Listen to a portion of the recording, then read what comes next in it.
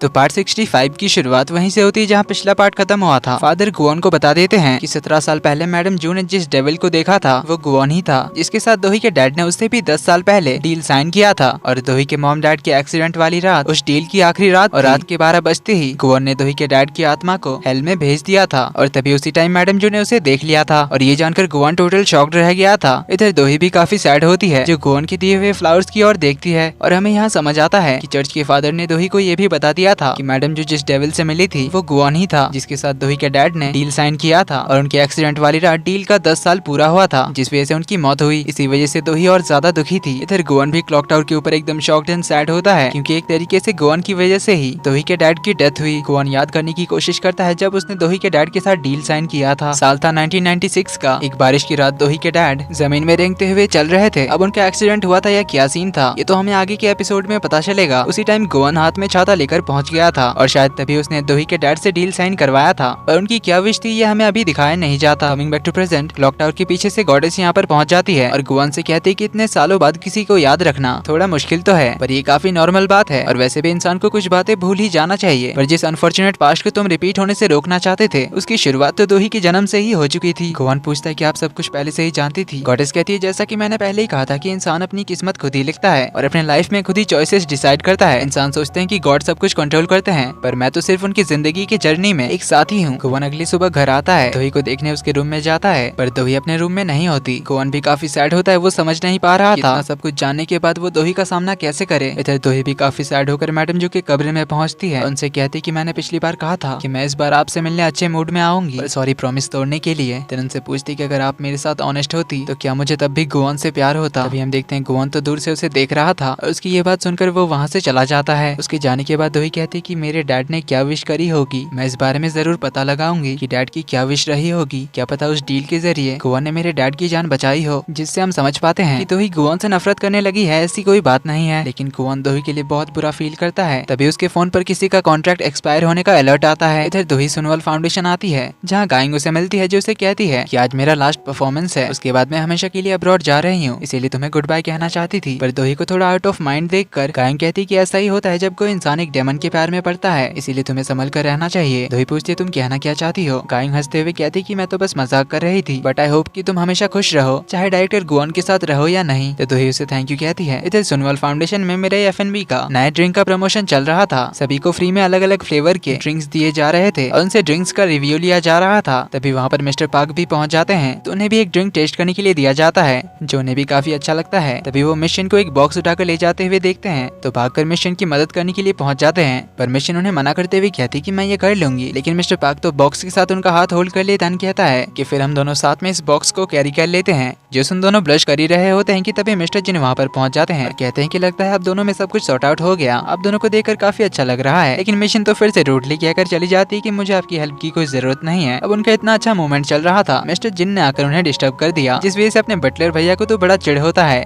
लेकिन तभी वहाँ पर दोही आ जाती है, तो मिस्टर पार्क से गुआन के बारे में पूछते हैं। दोही बताती है कि वो नया डील साइन करने के लिए गया है। तो मिस्टर पार्क कहते हैं कि लगता है बॉस के पावर्स वापस मिलने के बाद वो कुछ ज्यादा ही अपने काम में फोकस कर रहे हैं। तभी दोही उन्हें प्राइवेट में कुछ बात करने के लिए बुलाती है, लेकिन मिस्टर पार्क को किसी इंपॉर्टेंट काम के लिए बुला लिया जाता है, तो दोही उन्हें जाने के लिए कहती है। तो मिस्टर पार्क कहते हैं कि आप बॉस के ऑफिस में वेट करिए, मैं थोड़ी देर में आता हूँ। ये कहकर वो जाने लगता है। तभी एक लड़की काफी जल्दबाजी में आकर उससे टकराती है। मिस्टर पार्क उसे पहचान नहीं पाते, पर वो उन्हें इग्नोर करके काम करने चले जाते हैं। इधर दोही गुआन के ऑफिस में आती है, जहाँ आसपास देखते हुए वो गुआन के क्लॉक हाउस में चली जाती है, जो घड़ियां बेसिकली उन इंसानों के लाइफ लाइन को दिखाती है जिनके साथ गुआन ने डील साइन किया है और जिसका भी 10 साल पूरा होता है उसके नाम का घड़ी गायब हो जाता है, जिस बारे में दोही को अभी तक पता नहीं था। तो वो यहाँ पर अपने और गुआन के मोमेंट्स को याद करती है। तभी वो गुआन के ऑफिस में एक लेडी को देखती है जो चिल्लाने लग जाती है कि फिर से डील करते हैं। आसपास देखने लग जाती है, तभी गुआन उसके सामने आ जाता है, तो दोही उस रूम के अंदर से ही छुपकर देखने लग जाती है। वो लेडी गुआन से कहती कि मैंने तुम्हें इतने सालों से कितना ढूंढा, फाइनली तुम मुझे यहाँ पर मिल गए। 10 साल मैंने तुम्हारे साथ ही डील साइन किया था ना, आज वो 10 साल पूरा हुआ, पर मुझे अब ये सब कुछ नहीं चाहिए। तुम मेरे ये सारे पैसे, प्रॉपर्टीज सब कुछ वापस ले लो। मैंने 10 साल पहले वो डील करके बहुत बड़ी गलती कर दी, तब मैं बस सक्सेस पाना चाहती थी, पर मैं अपने उस फैसले से काफी पछता रही हूँ। हूँ, इसलिए प्लीज तुम ये सब कुछ वापस ले लो, मुझे इनमें से कुछ नहीं चाहिए, बस मेरी जान मत लेना प्लीज। जोसन गोवन हंसते हुए कहता है, तुम इंसान क्या समझते हो कि एक डेमन क्या होता है? क्या तुमने मुझे कोई एंजल समझ रखा है? ये कहते ही वो लेडी तड़पने लगती है। जो सब अंदर से दोही देखकर काफी ज्यादा घबरा जाती है। वो लेडी तभी गोवन से प्लीज कह रही होती है, पर वो तड़प तड़प कर नीचे गिर जाती है। तो गोवन नीचे बैठकर उसे देखते हुए कहता है, ध्यान से देखो डेमन ऐसा होता है। गोवन की आंखें लाल हो गई थी और इस टाइम वो पहली बार काफी एविल लग रहा था। तो ही गोवन का ये रूप देखकर काफी ज्यादा घबरा जाती है और वो लेडी जमीन पे तड़प तड़प कर मरने लगती है। जो सब देखकर दोही रूम के अंदर भाग आती है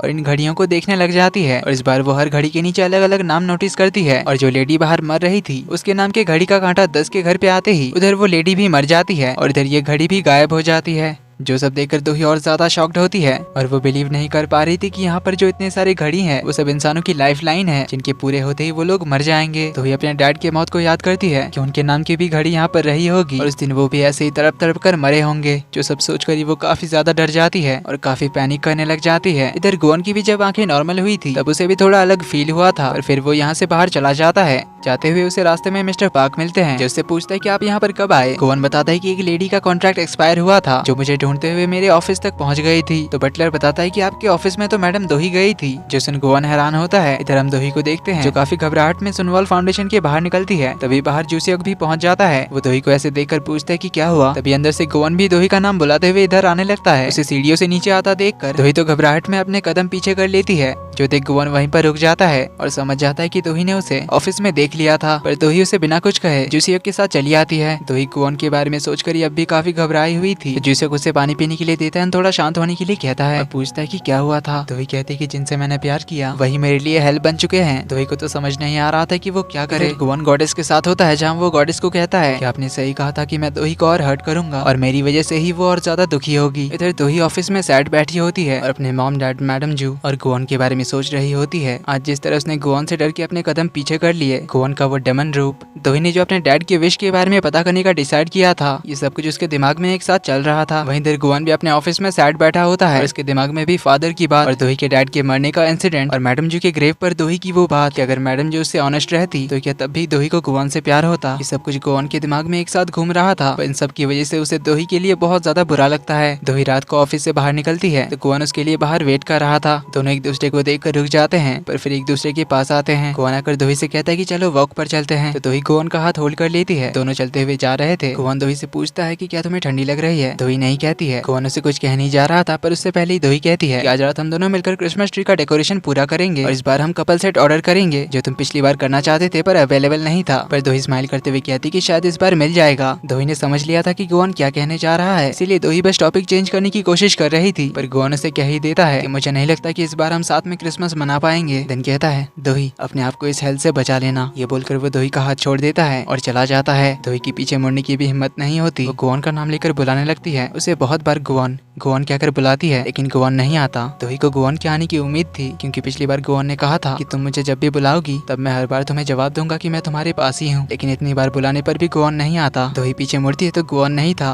पर उसने इस रास्ते की सारी लाइट्स को जला दिया था ताकि दोही सेफली यहाँ से लौट सके। लेकिन गोवन को ना देखकर दोही काफी ज्यादा सैड होती है और बहुत रोने लग जाती है। इसी के साथ इस एपिसोड का एंड यहीं पर होता है। तो अब इनकी इस लव स्टोरी का क्या होगा इसके बारे में हमें फिनाले एपिसोड्स में पता चल ही जाएगा जो कि इसी सैटरडे को रिलीज होगा। तो इसी के साथ हमें अगले एपिसोड का प्रोमो दिखाया जाता है। दोनों एक दूसरे को काफी मिस करते हैं और गोवन कुछ टाइम के लिए कहीं दूर जाने का डिसाइड करता है। जब तक उसके बिना दोही के लाइफ में हैप्पी एंडिंग ना हो तब तक वो दोही से दूर रहेगा डिसाइड करता है। दोही भी अपने नॉर्मल जिंदगी में वापस आने का पूरा कोशिश करती है पर उसे हमेशा गोवन की याद आ ही जाती है। वो काफी ड्रिंक करके घर आती है, अच्छे से चल नहीं पा रही थी, वो गिर जाती है, उसे चोट लगती है पर वो कहती है कि मैं ठीक हूँ। गोवन को याद करके कहती है कि तुम्हें लगता है कि मुझे इससे हर्ट होगा पर मैं ठीक हूँ, मुझे बिल्कुल हर्ट नहीं हुआ। इधर नोसुक की बॉडी अभी भी मिसिंग होती है पर न्यूज में इस बारे में देखकर नोसुक की वाइफ को कुछ डाउट होता है। देन अगले सीन में हम देखते हैं दोही कार में कहीं जा रही होती है और उसके कार की बैक सीट में ऑलरेडी कोई होता है जो दोही को क्लोरोफॉर्म से बेहोश कर देता है और इसी के साथ प्रोमो का एंड भी यहीं पर होता है।